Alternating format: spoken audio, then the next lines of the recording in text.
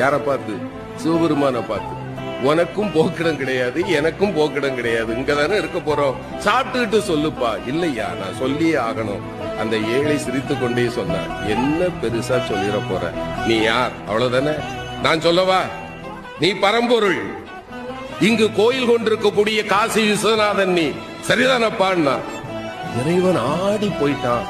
ஞானிகளாலும் கண்டுகொள்ள முடியாத என்னை மகனே நீ எப்படிப்பா கண்டுகொண்டாயின்னா. அந்த ஏழை சொன்னா, இந்த ஊர்ல யாருமே என்ன மனுஷனா பார்க்க மாட்டாங்க ஐயா, என்ன பார்த்தா 100 அடி தள்ளி போயிடுவாங்க.